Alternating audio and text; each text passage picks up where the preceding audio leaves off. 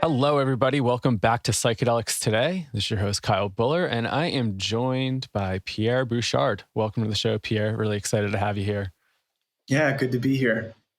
It's funny. I feel like you've been on the show before, but you've just helped out a whole bunch with our classes, being a guest presenter, and just lots of other conversations outside. Yeah. Do you want to give a little intro about some of your work and who you are? Yeah, I would love to. So I am a licensed professional counselor in Colorado.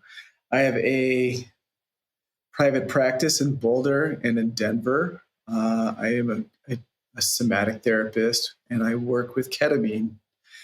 I went to Naropa University, where I got a master's in contemplative psychotherapy, and have been focusing on somatic work and trauma for the last 8 years or so. And so that's sort of primarily the focus and direction of the work I do with ketamine as well. Awesome. Wonderful. I've talked about somatics on the show from my background, and I think we've had some somatic therapists on here and there. I'm just thinking particularly Veronica Gold, we've dove into that. But for those, it might be new to some people, and maybe new people tuning in. Could you give a definition of what somatic therapy is and how you approach somatic work? Yeah, sure. So I think, you can think about a way I like to think about work is in psychological work is that there's just different channels of data that people have access to. So you can think about the, thinking channel, sort of insight-oriented therapies like psychoanalysis and whatnot, where, it's like, yeah, you're learning things, you're having thoughts about your experience. So there's that's a channel of data for people. And then there's also emotions. And these are sort of the thoughts and emotions, sort of the typical talk therapy avenues. And with somatic therapy, what we're doing is we're taking both of those things, and then we're adding in an entire other channel of data of body sensations, learning how to have more of a interoceptive function, meaning being able to track sensations in our bodies as they're happening. And what's great about this is that what's happening in the body is it's a lot more impartial. Like, I don't know about you, but I can convince myself of just about anything. Like, it's very easy for me to tie myself up in knots conceptually. It's a lot harder to do that with sensations in the body. Like, we just don't identify with them in the same way we do our thoughts. And so to have access to them in deepening into our own healing journey, into our own psychological process is just a really wonderful asset to bring to the table. And so the work can look like, sorry, were you going to say something?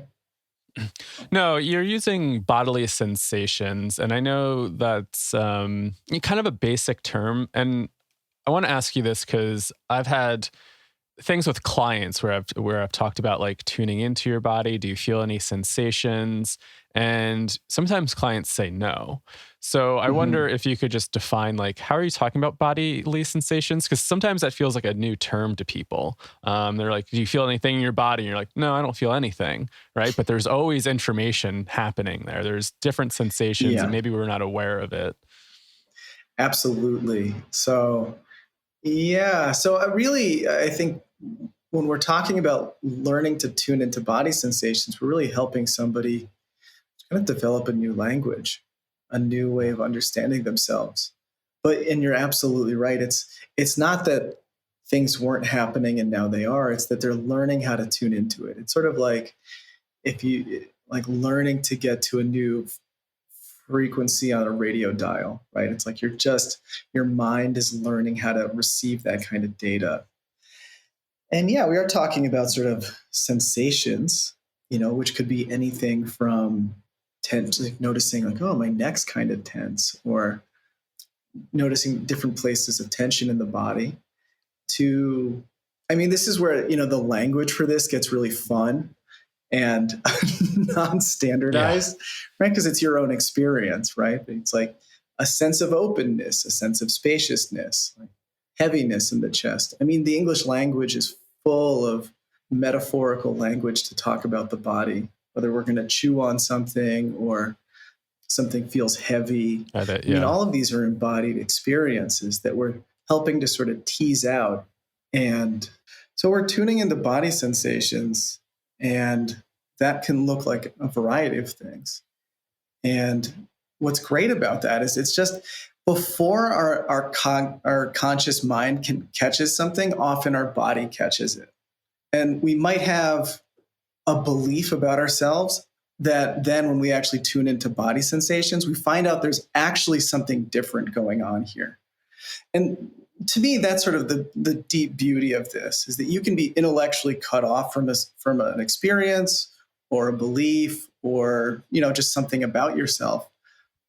But the body doesn't lie. Like the body has no stake in negotiating. The body is just interested in the truth.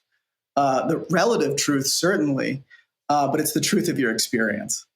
And so that becomes just a fantastic point of leverage and a point of reference that we can use in therapy. Right. So when you say body is truth, how would you frame, you get that gut feeling, something feels off, but then I guess kind of from our Western perspective, and maybe it's because we're so mind and cognitively oriented, we go, well, that's just a feeling. Don't listen to that.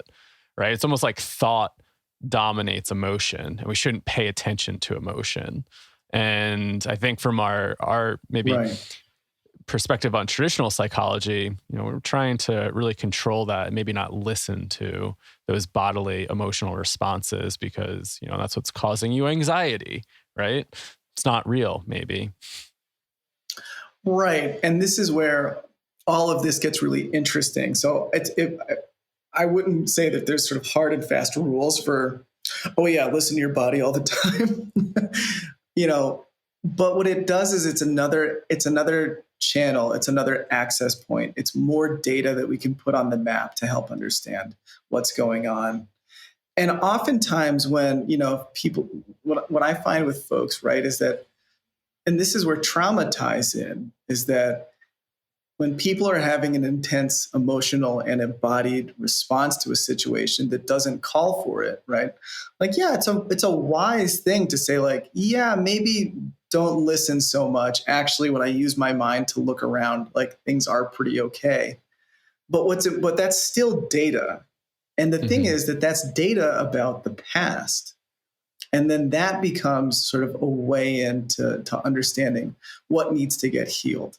Right? If one way of thinking about trauma is this was an experience that ends up coloring your present moment experience. This is a memory that didn't get coded as something that has already occurred. It's living in our psyches and in our nervous systems as if it's happening currently or about to happen currently. And so it's, what happens then is it's almost like we get beer goggles for trauma, right? It's just this overlay onto our present moment experience. It's like threat goggles, right? And so that points us to where the healing needs to occur.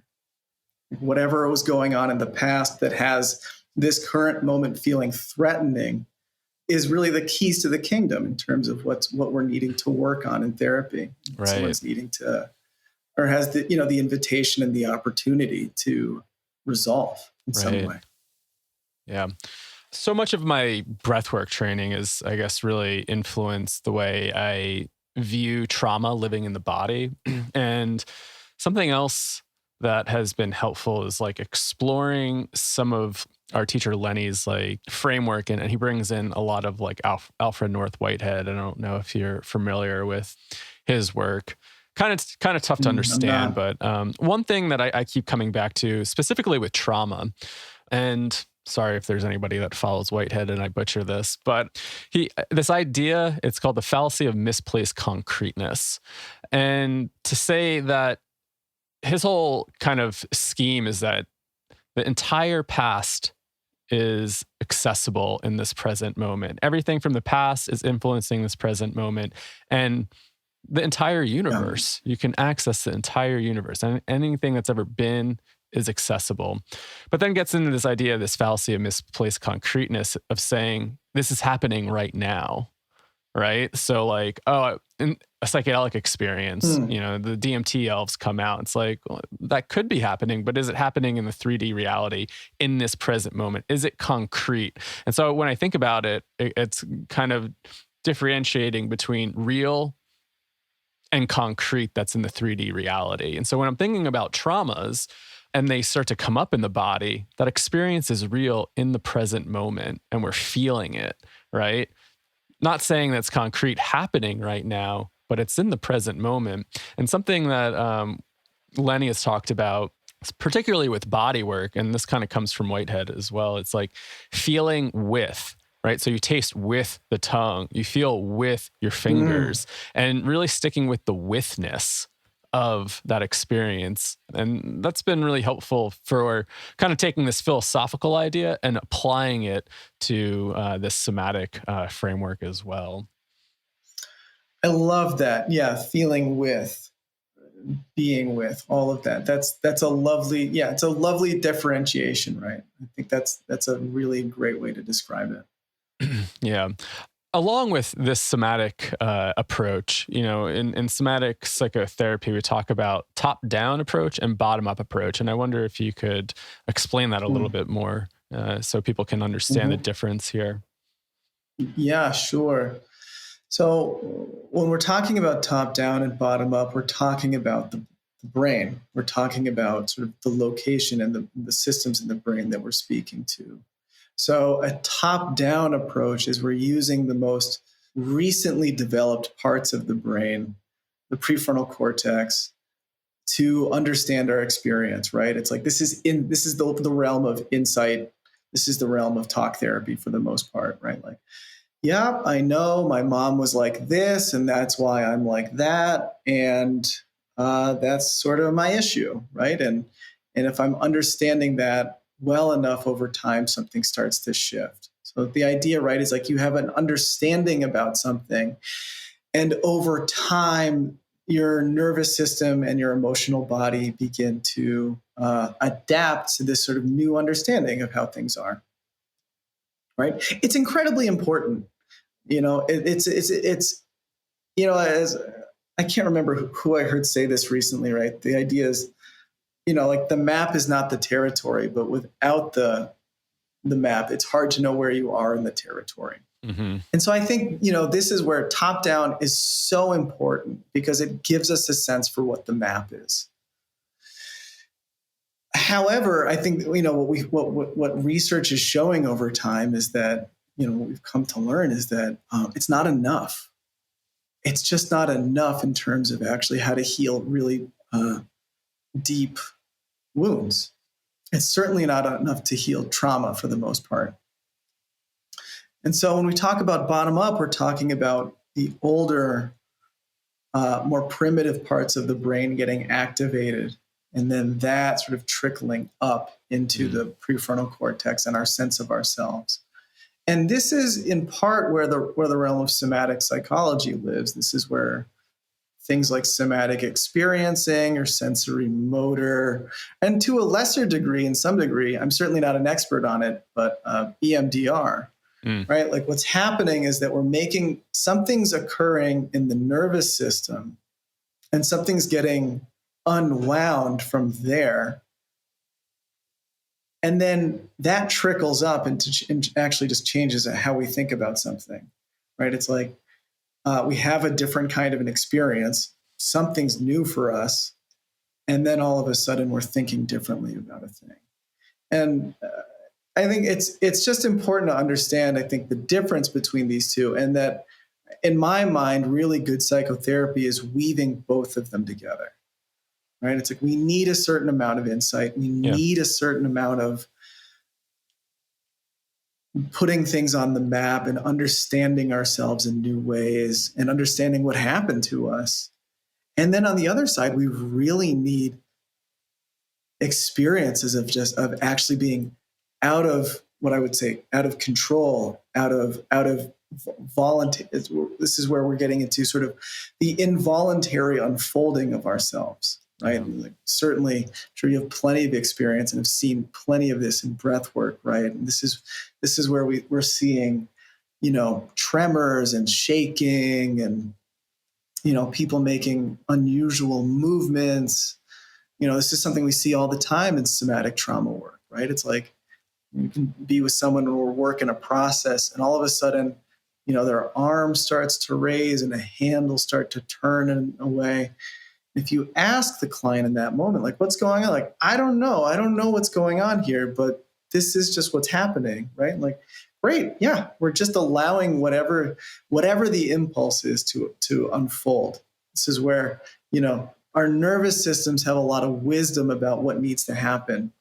And this is really what Peter Levine's great gift to the world has been, was sort of recognizing how this was occurring in animals and bringing this into a trauma process, right? But the nervous system, when it's safe, wants to heal. It wants to unwind and discharge what it didn't get to in a high stress or traumatic moment. And so that's what we're accessing from a bottom-up perspective then. Right. Yeah. And I guess the difference with us and some animals is that, like, prefrontal cortex, right? And we're thinking about maybe the trauma when something happens, we want to process it differently. Whereas in some of those animal studies, they would go off and shake and actually, like, deal with the trauma in a different way, discharging that energy instead of trying to, like, rationalize it, make sense of it, the way that, humans seem to do. Exactly, right? It's something that gets worse before it gets better. And so with our big brains, we get ourselves in trouble by inhibiting it. How did you become interested and get involved in the somatic work? I discovered it in graduate school. Yeah, someone came in and gave a lecture and sort of did some little exercises with us around trauma in the body. And it was just the coolest thing I'd ever encountered. And so I just got really curious, and certainly I was looking for help healing some of my own personal stuff. And, my own journey into embodiment has just been one of the most satisfying endeavors of my life. It started in my early 20s, getting into martial arts. I've been practicing meditation since I was a teenager, and bringing in this sort of more embodied awareness just made life more interesting. It made life a richer meal in some ways. It's just like, it just became more vivid. And so from there, I got interested in, what are ways to help other people encounter some of this? Like, what are ways to help people get out of their own way so that they can live a more enlivened life? And so, I started studying a style of trauma work that now is called trauma dynamics. This is was taught by Saj Razvi, and that was one of the main things over at Innate Path in Denver. And it grew from there into studying Hakomi and a little bit of sensory motor. And it's just kind of rambled out from there into other directions like Feldenkrais and Stanley Kellerman and Ido Portal and his movement stuff. So it's been a meandering journey, but I think any healing journey worth going on is kind of meandering. Definitely. Oh, and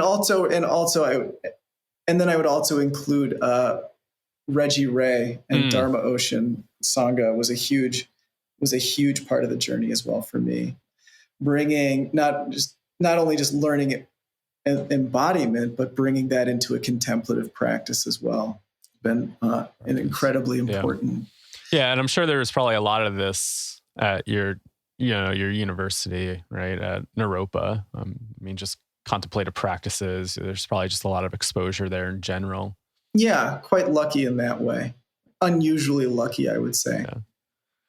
Yeah. So another aspect that is a really kind of big topic in the somatic world is some of Stephen Porges's work with the polyvagal theory. And I wonder if you could explain a little bit about that and how you incorporate, some of those theories into your work. Mm-hmm. Yeah, great. Well, before I do that, let me just rewind for a sec Cool. and say that what's so lovely about bottom up work and getting into sort of this interplay between bottom up and top down is this is where ketamine and in the future other psychedelics are going to be so helpful, because they're great at helping people open into that more involuntary unfolding that we see happening in bottom up work.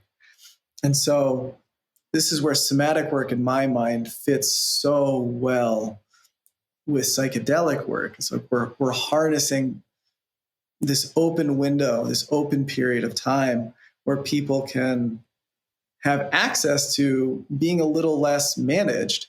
And we're using that to help them kind of touch into what wants to unfold inside them. Mm. So that just felt important to include here. So, but going back to polyvagal, the polyvagal, I think, is just this really lovely lens for understanding the nervous system. It's right, Stephen Porges's work, I have to thank Deb Dana, whose fantastic book, The Polyvagal Theory and Therapy. For any of you out there who are interested in trauma work and in working with the nervous system and with bodies, I can't recommend that book highly enough. It's such a great map. But basically, the polyvagal theory is doing this lovely job of breaking down the nervous system into these different states. Right? We've got basically three states that we're talking about here. That, and this maps with trauma dynamics, stuff that I've studied. This maps with Peter Levine's work. All of this, it's an exciting time. We're really seeing how this can all be blended together in a really functional way. But basically, the nervous system breaks down into two threat response states and a relaxation state, right? So everyone's heard fight, flight, freeze, right? And so the idea of fight, if you're going to fight or run away, right? This is the sympathetic nervous system. This is the body getting activated. This is increased muscle tonality, this narrowing of a field of vision. This is you're actively dealing with a threat. And and what I'm describing this is true in human beings, and this is true really in any mammal. Like, this is kind of how we're all built. So we've got this capacity to sort of turn on and deal in a stress situation. You can think of that as like the gas. And we also have the parasympathetic nervous system, which this is why we call it polyvagal, because that breaks into two different places. But what I'm going to talk about right now, in polyvagal, they call dorsal vagal. And so this is the breaks. This is freeze. This is also what we call fawn.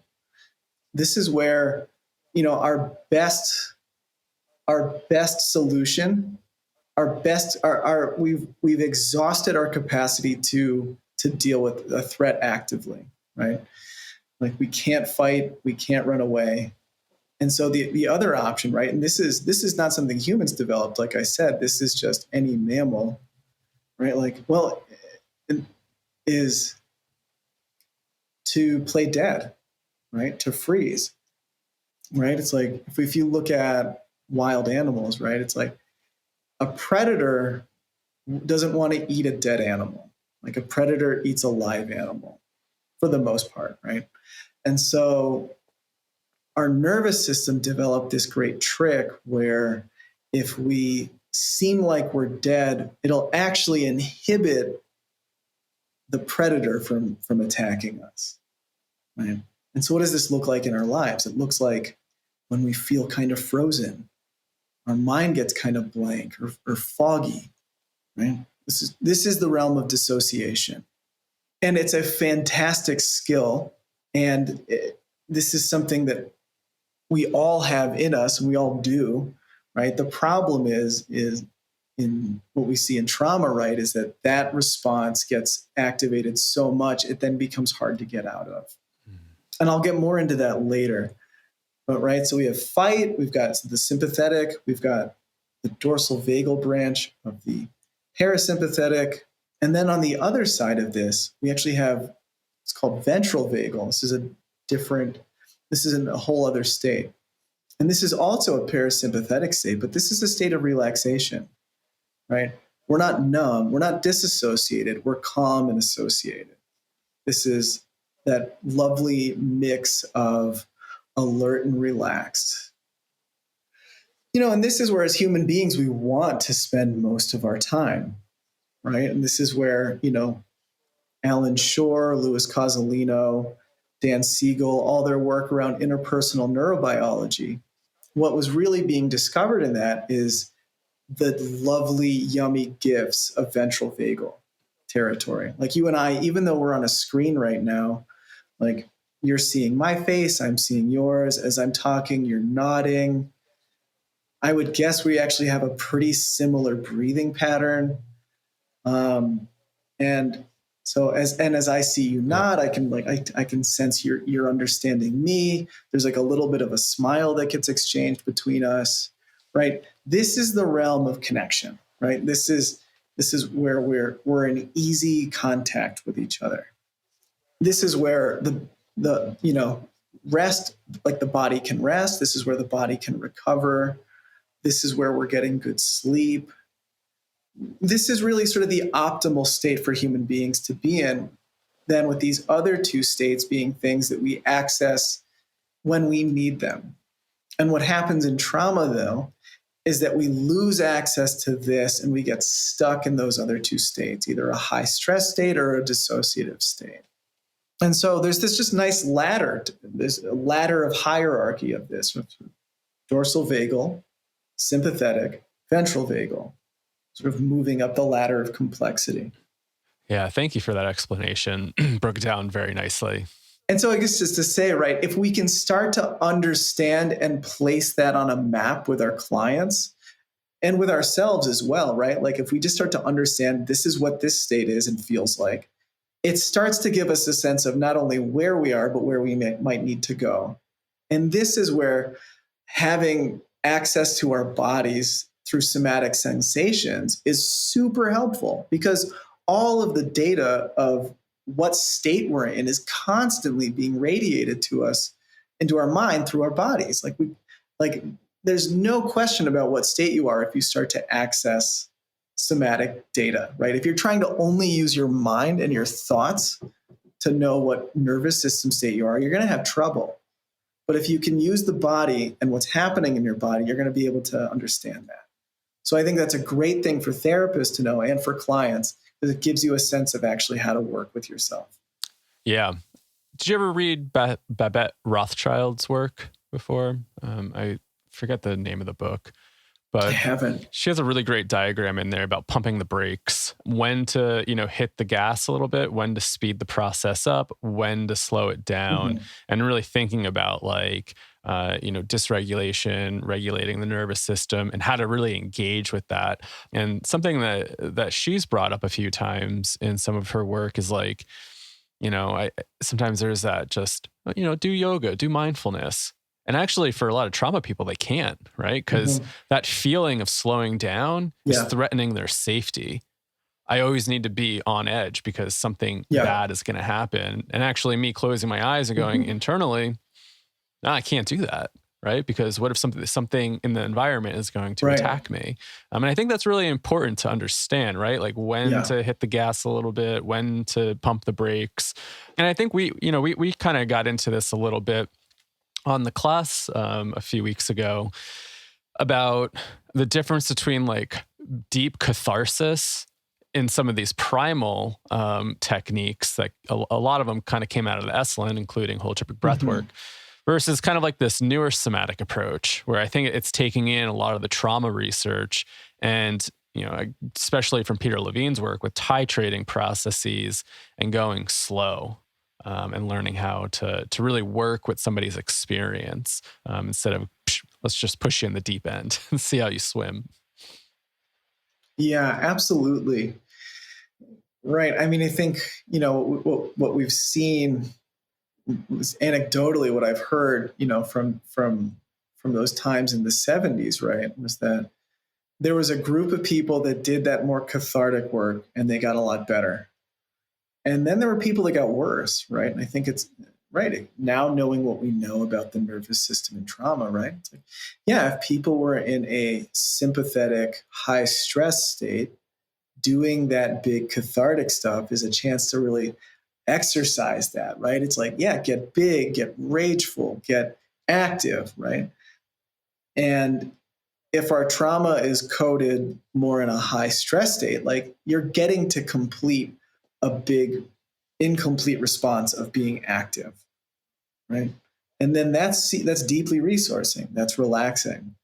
It's like, finally, I got to run away when I wanted to run away, or I got to fight back when I couldn't have. And now I can. That feels amazing, right?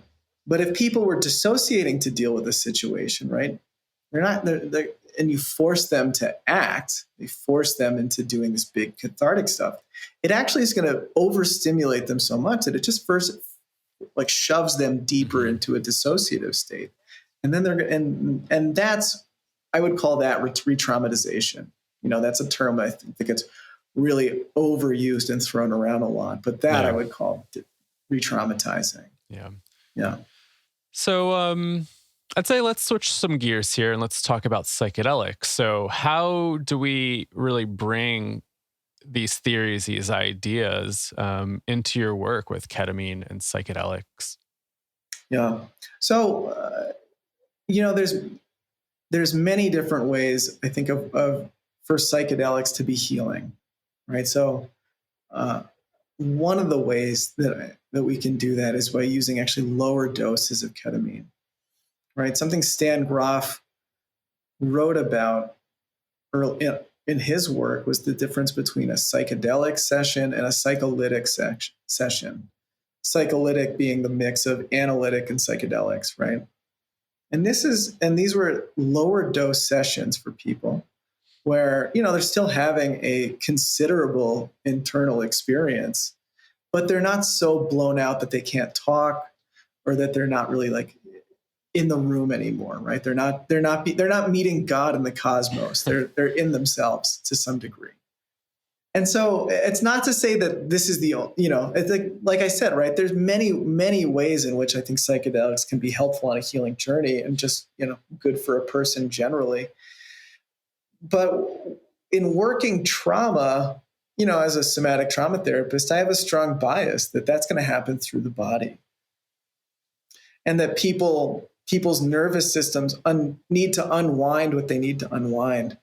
There's all of these incomplete things that didn't get to happen that need to happen in the nervous system, like, fighting back, calling for help, being nurtured, right? There's a way in which so much of our wounding is about what did or didn't happen and getting a chance to sort of have some reparative experience around that. Finding out that you're God and that everyone else is God, it might help that journey, but it's not going to heal that knot in your nervous system. Right. So working with ketamine has been this a lovely thing these last 3.5 years. And it's been a wonderful clinical practice to learn. And that when using lower doses of ketamine, you can actually help people, like I said earlier a bit, access some of those states where they're able to trust what's happening in them without getting, kind of micromanaging in their minds about it, right? And so it's like there's just, they're opened up and they're just more willing to trust what's here. And so from that place, ketamine can become a tool to really heal trauma and depression. A lot of what I see out there is the brute force of the chemical of ketamine getting used to reduce symptoms. And by all means, that's great. It's great that we have more avenues to help people feel better. What I also see though, right, and what we know about ketamine is that if without other treatment, often the case is the best we can do is about 4 weeks of symptom reduction before symptoms return between ketamine administrations. So that's something, Yeah. and for people that are not interested in psychotherapy at all, that's their choice, Yeah. and if that works for them, great. As a therapist though, I've got a bias that, like, let's uproot this. Let's see how we can heal this. And so when we're using sort of a more psycholytic approach to ketamine, what I'm finding is that we're using that window of time to really get to the root causes Mm. that were creating the depression or the trauma in the first place. And it gives us a chance to sort of leverage the time we have to just do really good, deep work. Yeah. So that those symptoms, it's not that they're just suppressed, they're actually healed. Yeah.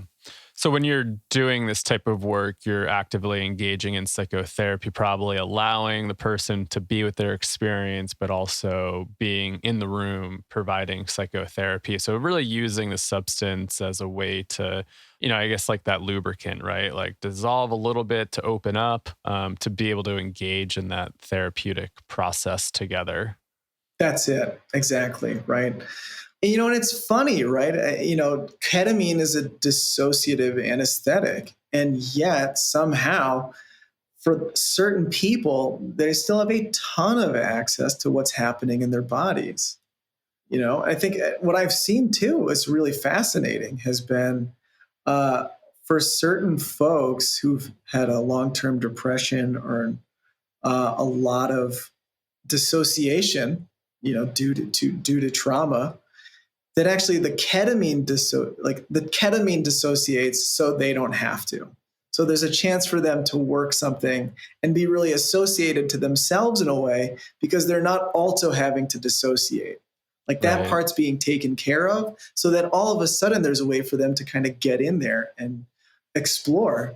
Like I had a client I've worked with over the last year who was, had some terrible sexual trespass stuff happen to them when they were a child, and remembers going from being like a pretty happy kid to, upset and withdrawn, and all of the the responses that happen when a child is deeply mistreated. And what they remember was that there was like, this year at grade school was good, the next year was not, and it was kind of hard from thereafter.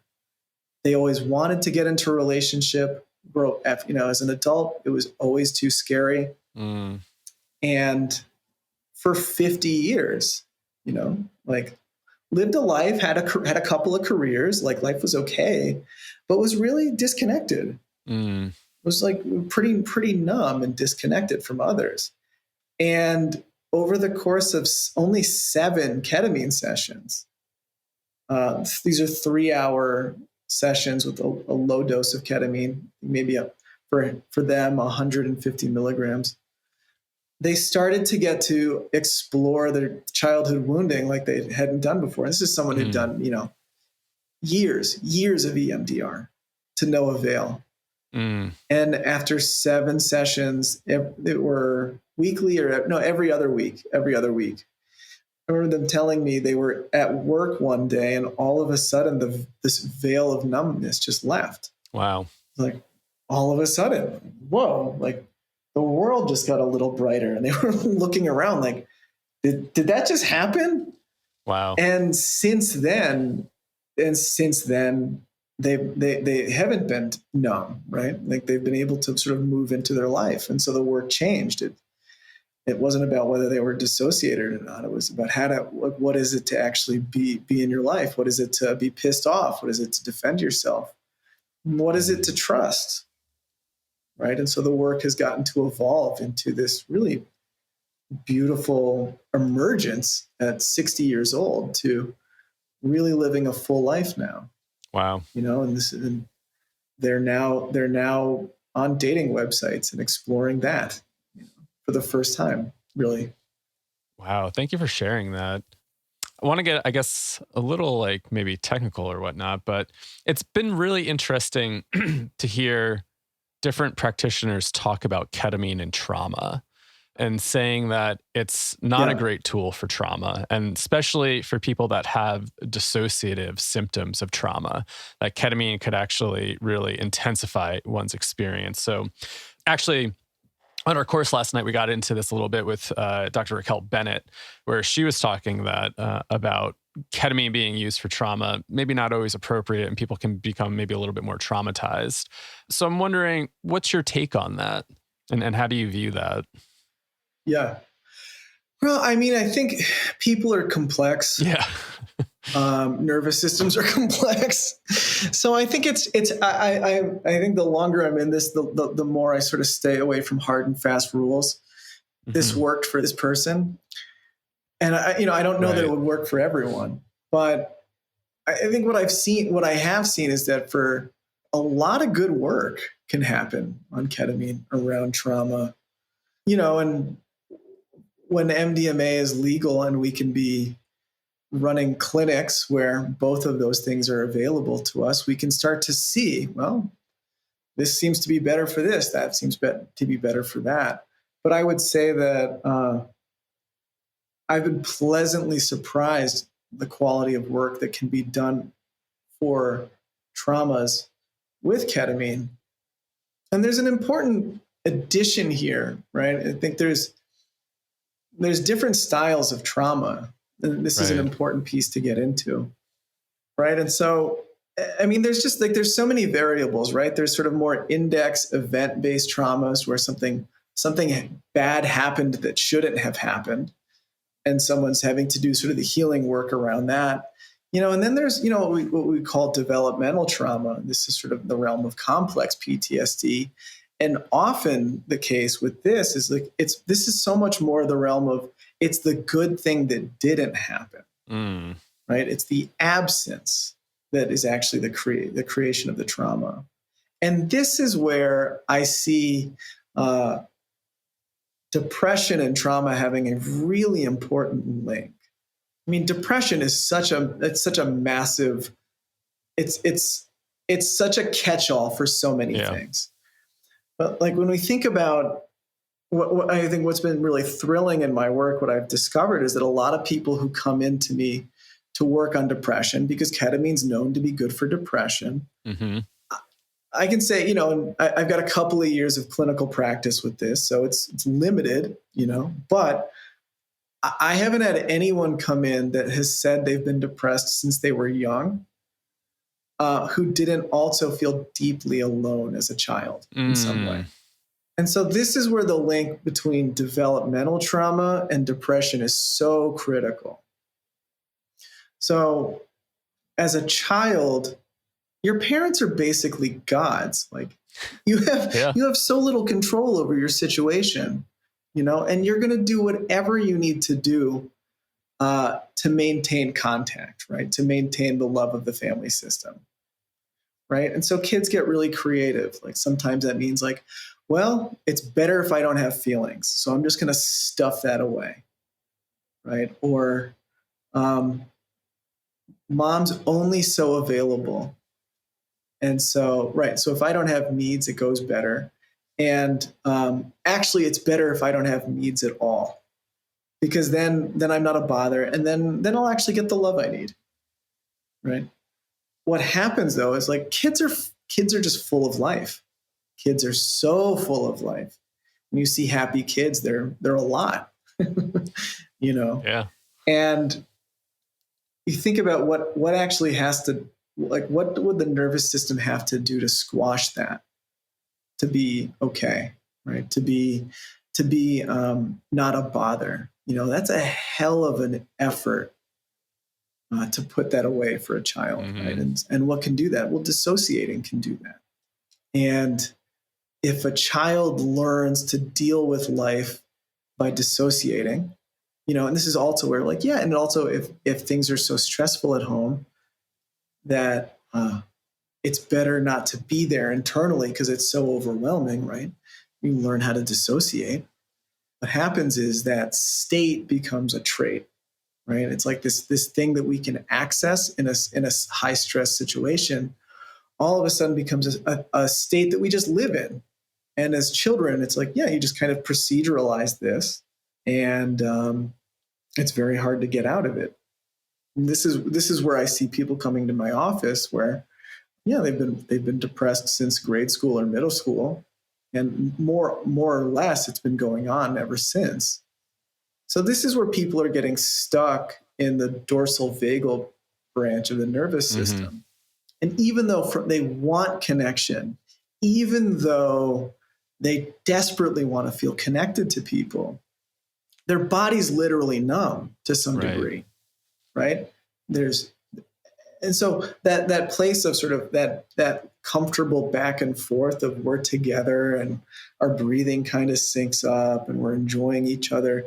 It's hard to access that. It's nearly impossible to access that from the dorsal vagal state, right? That all that yumminess of ventral vagal is just offline. Yeah. And so, right, because it's a threat response state. It's not built for connection. It's built for dealing with a serious threat. And so this is going to, when you live in that all the time, you feel very far away from others, right? You could be in a room full of people and feel deeply lonely. And this is part of what's occurring for some of those folks. So ketamine and trauma work here becomes a really gorgeous access point to working with this. We can start the work becomes helping people understand that there's a limbic, there's a connection component to this depression, right? There's a need that didn't get met. And if we can start to go backwards in time to understand what that initial need was, there's a chance for those folks to then feel what was way too much to feel then. So a phase of the work looks like being kind of heartbroken and alone and letting that happen. And what's nice about ketamine, right, as a dissociative anesthetic, is that it can help you kind of have like a bird's eye view of your own situation. And so it can help those overwhelming feelings be more tolerable, right? And so once we can start to identify that, there's a chance for then new nourishment to get introduced into those moments through the, loving contact with the therapist. Most of what's so traumatizing for people is that the terrible thing they went through alone. Makes me wonder about all the people that are alone right now kind of going through this pandemic and how that's going to really imprint on the nervous system and all the stress and everything. Can't imagine like kind of long-term effects of like a year of this, right? Yeah, right. And at what age are you when you went through something like this? Yeah, it's going to be really interesting. As therapists, we have a lot of hugging to do in the future. Which, is that offline there for most therapists? a new way of approaching therapy, right? Yeah. Well, thanks for explaining that. Yeah, last night when Raquel was talking about that, I was just thinking about some of those significant like accidental traumas or like a situational trauma, like one big event, and how that dissociation might be different than the dissociation of more of this long-term type of developmental trauma that then leads into depression. And just thinking, like I was having thoughts when she was explaining why it might not work so well with people with like significant trauma. I was really thinking about some of Beth Rothschild's ideas around like that relaxation, like, and maybe feeling activated as you're starting to dissociate, relax, numb out, might feel really triggering to those people that had maybe one of those big accidental kind of situational traumas where, it was just a little bit more charged, I guess. And that sense of, probably feeling relaxed in the body is probably activating all sorts of different signals saying, hey, this isn't safe. This isn't safe. We need to be on edge. We need to be more aware of what's going on, and how a dissociative anesthetic may, try to quiet the body and kind of, be a little bit more relaxed in the body, and how that could be triggering to somebody. Yeah. Certainly seems plausible to me. I think what I also see, I do see people that are sort of pretty hyper aroused. It's such a nice break too. It's like, oh, it can be like this, right? And so that can be really helpful to then have, an experiential reference point of what melting, what relaxing, what yielding actually can look like, And so that, I think, is really helpful for people.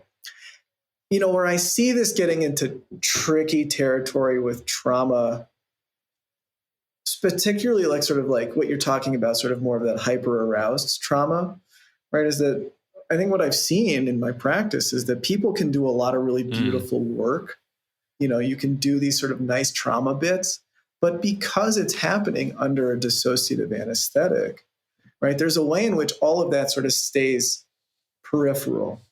Whereas, from what I've heard about the research with MDMA, right? It's like that's so associative. It's so bringing you into who you are, into this organizing quality, that there's a way in which that just seems to be more of an optimal tool for the job, right? It's like, right, dispersing versus organizing in some ways, right? Yeah, and so to me, it's a question about self. It's a question about a sense of self. It can be hard to heal a trauma while you're also a dispersed sense of self. Yeah. Right. Yeah. Yeah. I'm thinking about this, and I'm just even thinking about some of my own internal work and just kind of reflecting on that idea of like situational accidental trauma. And I think why this was coming up for me is just thinking about like my own near-death experience. And there's those times where I have those sense of relaxation within, or like dissociation, relaxation within those states that reminds me of dying. And then that triggers this whole big kind of process for me. And I was finally able to kind of tap into that a little bit more last year when I went down to Costa Rica, and it was during a ceremony. I was actually able to tap into the fear of dying. And it was one of the first times in 16 years or so, where through a lot of these somatic interventions, I was able to build up this kind of navigation toolkit to help me kind of process a lot of these bodily sensations. And it was like the first time that I ever really kind of explored that experience and explored the fear. Because whenever I talk about that experience, I talk about like the bliss, the beauty, the love. And it was like, it's taken me years to actually get to that fear component. And it made me realize that whenever I actually touch into that state and I get that feeling of like transpersonal bliss and beauty, I associate with dying. And psychologically, I think that's what's actually happening. And for me, it's actually kind of scary to go into that because I go, well, I don't know if I'm coming back this time around. So I notice in the somatic sensations, I grip hard on reality saying, no, stay here. And so, I think that's where, maybe it's not helpful, and it takes years and years to actually work at that type of trauma. I mean, for me personally, just reflecting on it, it's like it's taken years and a lot of these somatic skill sets to actually go into there, feel comfortable, and thinking about that window of tolerance and thinking like, how much can I actually tolerate with this type of experience before it sends me over into fear and terror and paranoia, versus like, okay, like I can titrate this process. I can go into it a little bit. I can go out. I can like leave it there for a little bit. And so it's been a really interesting kind of process going into that over the years. I can only imagine. Yeah. So many dynamics there to be exploring. And I think, you point to also getting to explore that in a ceremony. And, and I think this also points to sort of, the future I think a lot of us are really hoping for, where there's many different medicines available for working with, it's a potentially really exciting future where, we just start to learn more and more about the skillful means of these different medicines, and when in a course of our own healing, something might be more appropriate than others. So, I think I guess what does the future look like to you? Like what excites you the most? What where do you think this is going in your ideal kind of vision? Like yeah. Well, let's explore that a yeah, little I bit. love it. Well, personally, I'm actually planning on opening a clinic within the next year. So it'll start as a ketamine Sweet. clinic. We don't have a name for it Congrats. yet, unfortunately. We've been working on coming up with the name. It's actually terribly Names are hard tough. to. Yeah. But yeah. But yeah, so I think there's a ketamine clinic in my near future, and just wanting that to be up and running so that when MDMA is legal, that's something we can just transition to offering as well. Um, in my mind, I think it's amazing to see what's happening with mushrooms all over the country, and it's just the shift we're seeing is happening so quickly. I very much look forward to a future where we have access to at least ketamine, MDMA, and mushrooms. I think we might only be a few years away from that, as things we can do good, be pairing with good therapy for healing trauma and for the betterment of well people. That's certainly the future I want to be part of. That's certainly how I want to be working. It's been really, it's really unnerving to see what got exposed from Compass Pathways even just the other day, of them trying to patent soft furniture. I was going to say, be careful opening your clinic. Make sure you don't have soft furniture and neutral tones. And yeah, I know you're a DJ, so better stay away from the sound system as well. Sorry, everybody. Oh my gosh. Yeah. So yeah, I think, the sad truth is there's a certain amount of late stage capitalist toxic nonsense we're going to see. There's just no way to escape it. My deep prayer is that regardless, this is still a net positive thing for our culture. Yep. And that we can, limit the amount of toxic capitalist nonsense as much as possible, make this available for as many people as possible. Yeah, we need the medicine, and hopefully it's there. Well, how do you balance that? Like wanting to be a business owner and open up a clinic, and obviously, part of that, we live in this capitalistic kind of world, and so how do you balance that with this vision of wanting to have a clinic? And you're thinking about accessibility. Obviously, that's a huge topic within clinical work and opening clinics. And how is this going to be accessible? Is it going to be outside of most people's being able to afford it? I saw this great quote from Françoise Borzat not that long ago around something around this. She was being asked about this and how this is unfolding. And she says, look, other people are going to do the kind of work they're going to do with, McDonald's drive-through style of work. And I'm going to be over here doing what I do. And so that, at least in part, that feels like how I am approaching this, is that I certainly can't control how other people are going to try and mass produce something that's intensely intimate and personal and specific. I can do the best kind of work that I can do and be devoted to the R&D of this nervous system to be as best, the best tool I can be for this kind of work. And then, and I think this is also, I think it feels like, for me, there feels like an invitation, and I'm sure others are feeling this way as well, is that, when we're starting to think about clinic spaces and healing spaces, the idea of what the current paradigm is for that, I think is really, it's underwhelming, and it's I don't want to think about what a clinic could be today. I want to think about what a clinic could be in 20 years. Yeah. And, I think it's we have to start envisioning a new paradigm for what's possible here. And so I have some working ideas, and some colleagues of mine, we're having conversations about this, what it can look like. And I think we need all of us here to be envisioning bigger, more inclusive visions. And I think it could be anything from, hosting potlucks at clinics, and I'm so glad to see all of this psychedelic integration stuff that's occurring. People running groups doing that. And I kind of wondered, could we be doing that over food, and could clients actually be meeting each other? If they want to, it's like, these are other people on the healing journey, and could we be meeting over food once a month together?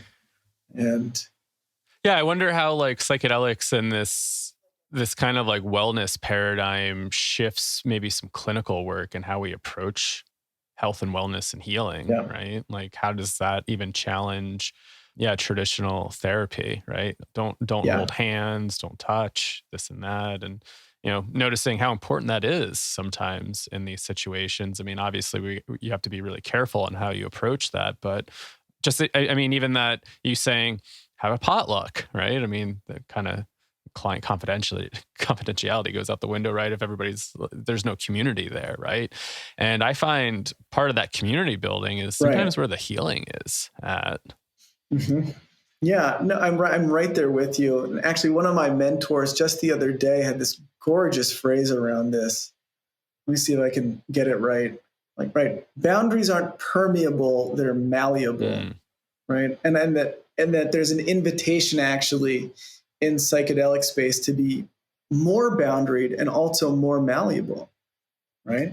And that, like, I think I'm looking forward to a future where we're less confused about this as clinical practitioners around touch. I mean, it's such a loaded place, and I think a lot of clinicians seem really unwilling to touch because, for liability reasons. I hope there's a point in the future where we actually see it's unethical not to touch our clients well, and obviously there's lots of really important parameters and guidelines and to put in place in order to do that in a good way.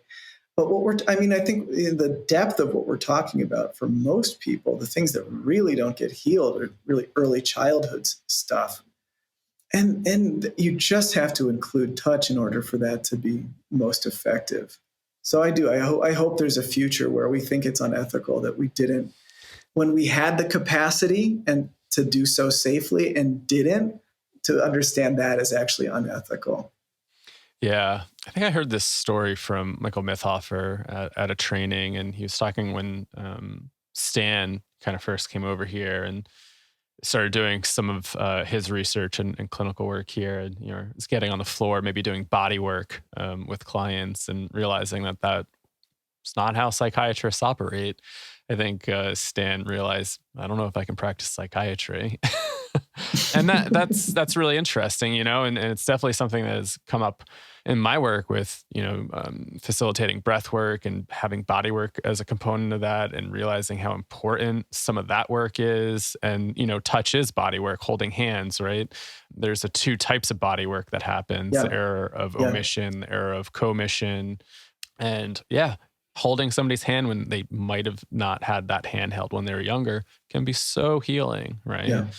Yeah, and we just have to be very careful with it, right? And I think sometimes have those tougher boundaries when touch starts to get involved, because obviously abuse does happen in these areas, and very easy to cross boundaries when you're on some sort of substance at times, and be a little bit more open. So to be careful. And I hope that as the field grows, we can navigate this and it starts to shift, I think, the way that we hold space and operate. I really sometimes, in my bias, maybe like the future is transpersonally and somatically oriented. Sounds good to me. Yeah. I mean, I think, at the end of the day, another one of my mentors, his way of talking about what we're doing in the work, it's a spiritual mentor of mine, Ori Zimmels, talks about we're learning to be more interested in our own experience, right? Like, we're learning to actually I think this is something that the psychedelics are so fantastic at, right? It's like we start to have a much greater range of who we are and what's possible, right? I can be screaming and raging. I can be crying. I can be in ecstatic bliss. None of these states are appropriate at the office, but this is who I can be. I can be so much bigger, right? And I think it's just like, to me, the psychedelic life in this way is about continuing to learn to be a more rich meal. To let your own experience be a more and more rich meal. I love that. And so I see, healing is part of that and opening is part of that, right? This is where, in the psychedelic integration, I can't tell you how often I'm encouraging people to go start going to dance or painting, and life gets bigger, And so, to me, that's the future I'm really looking forward to is, can we be more interested in our own vividness? Like, I remember my mentor and I were talking recently about this, in that moment of, just like feeling like any of those like little moments of lack, right? Of like, a beer. Like, in that moment, the beer is interesting. I'm not, it's like, I need the thing outside of me that's really interesting versus, if actually, can I check back in with all of the vividness that's already right here? So important. And it definitely reminds me, what you're saying, I guess, reminds me of how I approach a lot of this stuff. And how do we become more curious about our own process and become fascinated by our own process and what starts to unfold when we start to really give it attention? And, it's like a seed, right? The more attention we can just put into it, take care of it. I mean, things start to unfold in very interesting ways sometimes not. Sometimes there's blockages and nothing moves. But, what you were saying also reminded me of something Lenny told us. We were asking him, it was in one of our early podcasts, we were asking him, like, how do you pitch breathwork to people? And he said, start with, are you curious? Are you curious about your relationship with the world? If not, go watch the movie. Go be part of somebody else's story. And it's so true. I think about that. It's like, not to be so like selfish and be so self-absorbed, but how do we become curious about our own process here? For me, sometimes that's what life is about, like really understanding, what are we doing here? Who am I in relationship to all this around me? Pretty fascinating stuff when you start to get into it. I love that. Yeah, that's gorgeously said. Yeah, and and I think, from my own experience, and certainly I can speak for some of my clients as well, right? The more that that this being itself is a vivid and alive experience, you're right, there's a certain kind of selfishness to that. But I think it also opens into a far greater capacity to be with others. Yeah. Right? It's like, when this is already good, I don't need all this stuff from the outside in order to maintain. It's like, the party's good here. Good, yeah. Would love for you to join the party of being together, right? And so I think, it's a pathway to more rich connection, more curiosity about other people, and being more of service, less extractive. Yeah. And, clearly, as two white guys talking here, like, we have a lot to learn about the other ways that this can be of help, and how do we bring this to support other, marginalized communities having more access to this. Yep. So important. Well, Pierre, we're about at an hour, or a little over an hour, definitely. Anything that we didn't touch on that you just want to share with the audience, people listening, or any last words of wisdom, anything that's just kind of brewing? Actually, what's going on right now for you in this moment in your body? What wants to be said? What's happening? Yeah. I feel like these are big topics. There's always more to say. And I think just with that, I think what's kind of coming back to what we were just saying, right? The whole purpose of why would we put ourselves through so many uncomfortable and also ecstatic experiences is, right, to continue to learn how to live a good life, to learn how to enjoy this short period of time we have. So to all of your listeners, I think I would say stay close to that which is good for you, and be curious, and let your curiosity drive you. Beautiful. I love it. And I don't know if you have an online presence, anywhere people can find you online. Yeah. So best way is actually Instagram. I'm sure you guys can put that in the notes, but it's pierre.bouchard.lpc. And I have a website, and I'm not taking clients currently, but if you want to get on my wait list and sign up for emails, I don't send many, but when the clinic's up and running, if you're interested in the Colorado area, that would be a good place to go as well. That's pierrebouchardcounseling.com. Yeah. Awesome. Pierre, thanks so much. Always fun chatting with you. Really appreciate your time. My pleasure. Thank you. All right. Welcome back, everybody. I hope you enjoyed that episode with Pierre Bouchard. I know I enjoyed it. Always really fun to chat with Pierre, and really have appreciated our friendship over the years and just getting to know him, and just somebody to nerd out about with somatic therapy. So yeah, always really appreciate his insights and the way he approaches this work. If you have any comments, questions, feel free to email us at support@psychedelicstoday.com. And again, a nice friendly reminder, if you like what we're doing here, be sure to subscribe to us on your podcast app to make sure you get the latest episodes. Like us on our social media channels, follow us over there, and feel free to leave a review on iTunes. That helps us out a bunch. So we'll leave it at that. I hope everybody has a wonderful week ahead whenever you're listening to this, and we will see you on the next episode of Psychedelics Today.